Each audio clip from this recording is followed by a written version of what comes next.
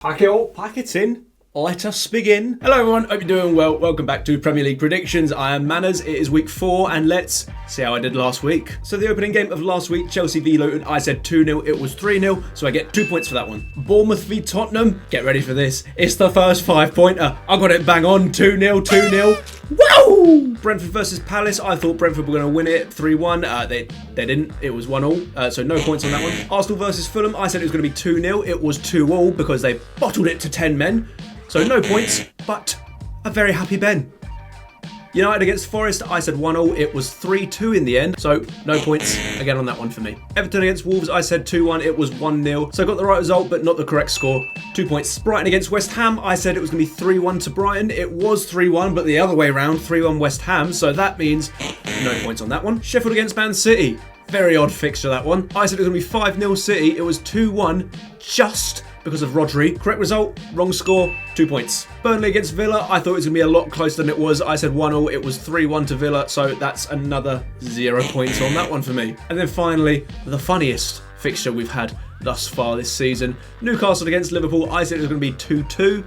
It was 2-1 to Liverpool after having a sending off. Well done, Newcastle. 0 points for me though. So all in all, game week 3, I managed to get 11 points. Not the best, but certainly not the worst. Time for game week 4, and starting off this weekend, we've got Luton against West Ham. Now, Luton get fucking hammered each week. I have no faith in them. They might even get 0 points this season. It's a possibility. We all need to just start actually having the conversation. They might get 0 points. West Ham have actually plucked up some good signings in Ward-Prowse. They've got Kudus now. He could feature. Ward-Prowse pinging balls left, right and centre. And Antonio and his whammo forehead just on everything that comes off of them. So I can see a clear win for West Ham this weekend. 3-0 West Ham. Sheffield United against Everton. It is battle of the shitters. It's going to be boring. I think Everton are pony. I think Sheffield United have shown a great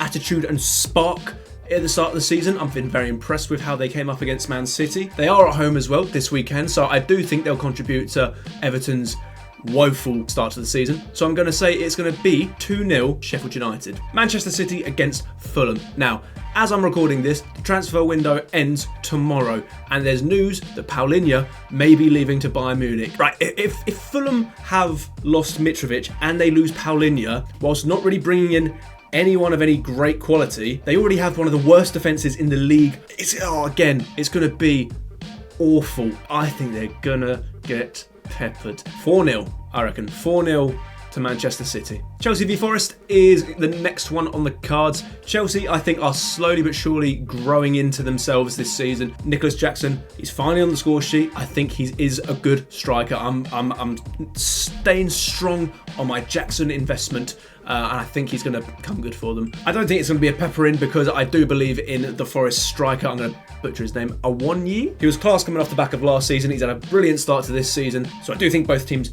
will score. Chelsea 2, Forest 1.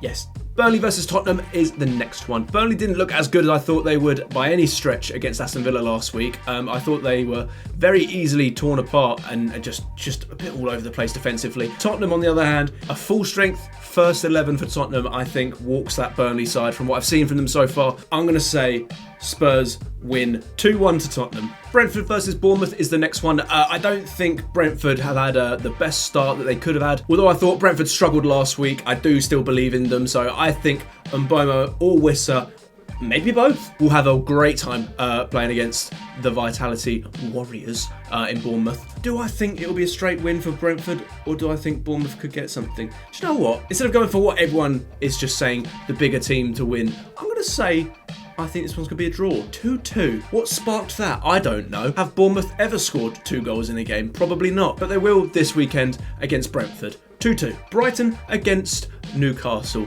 That's a fun one, isn't it? Brighton have just signed Ansu Fati on loan, which is mental. Last week, Newcastle had their pants pulled down by a 10-man Liverpool. I'm sure they're looking to come back from that. But I think De Zerbi is a bloody master. I feel like Newcastle are still going to be hurting from last week. I think it's going to be on their minds that they spilled the points so sloppily, if that even is a word, probably not. I actually back Brighton to get a result here. I don't know if Fatty will play, but if he does, you're going to have Matoma on one side, Fatty on the other. It could be dangerous. Brighton 2, Newcastle 1. Crystal Palace against Wolves. Palace have had the most mixed of bags of a start to a season. They've had a loss, a win and a draw, but I love Eze so much as a footballer, and I love watching him kick a football. Also, with Wolves losing Núñez to Man City, that is a blow and a half. So I think Crystal Palace are going to capitalise on that and secure the 3 points with a 3-0 win. Big from Palace this week.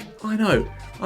Liverpool Aston Villa is the next one. That is a good looking fixture. I've said it before and I'll say it again. I love Moussa Diaby so much. I think he could do some damage to Liverpool this week. I think it will be one of the higher scoring games of the weekend because Virgil's not there because he did a little oopsie last week. And also I don't really think Villa's defence is the strongest. It's not bad, but it's not the strongest. I think we're going to see a 4-goal thriller.